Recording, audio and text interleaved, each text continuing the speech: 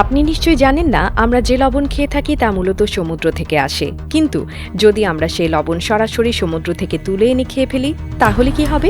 আমাদের শরীরের অবস্থার কি ক্ষতি হবে, নাকি কিছু হবে না? আসলে সমুদ্রের কাঁচা লবণ একেবারে পিওর সোডিয়াম ক্লোরাইড হয় না।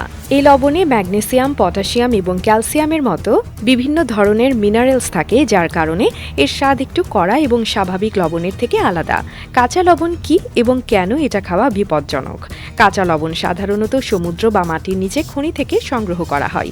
এই লবণে খনিজ পদার্থ যেমন ম্যাগনেসিয়াম, পটাশিয়াম, ক্যালসিয়াম এবং আরও বিভিন্ন উপাদান থাকে।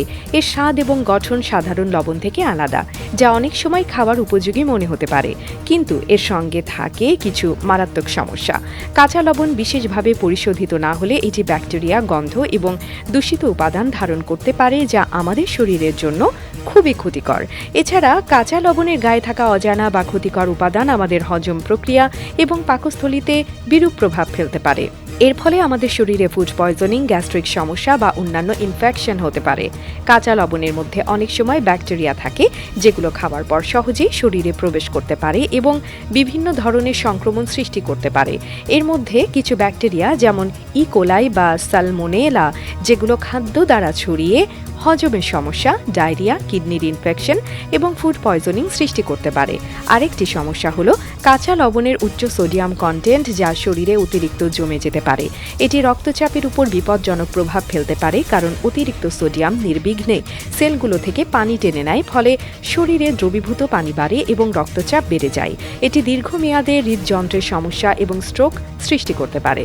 যখন কাঁচা লবণ খাওয়া হয়, তখন শরীর এই অতিরিক্ত সোডিয়াম এবং অন্যান্য উপাদানকে শোষণ করে এবং অপ্রয়োজনীয় টক্সিন শরীর থেকে বের করার জন্য কিডনির কাজ শুরু করে। কিডনির উপর অতিরিক্ত চাপ বাড়তে থাকে এবং কিডনি ফেইলিয়ার ঘটতে পারে, বিশেষত যারা আগে থেকে কিডনি সংক্রান্ত রোগে ভুগছেন তাদের ক্ষেত্রে।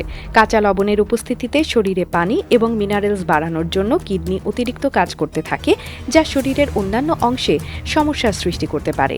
তবে যদি কাঁচা লবণ ভালোভাবে শুদ্ধকরণ এবং প্রসেসিং করা হয়, তাহলে এটি খাবার জন্য নিরাপদ হতে পারে। কিন্তু যত্ন সহকারে পরিষ্কার না করলে কাঁচা লবণ খাওয়া অস্বাস্থ্যকর হতে পারে। লবণের কাঁচামাল বা খনিজ উপাদানগুলো শুদ্ধকরণ প্রক্রিয়া ছাড়া খেলে তা আমাদের স্বাস্থ্যের জন্য ক্ষতিকর হতে পারে।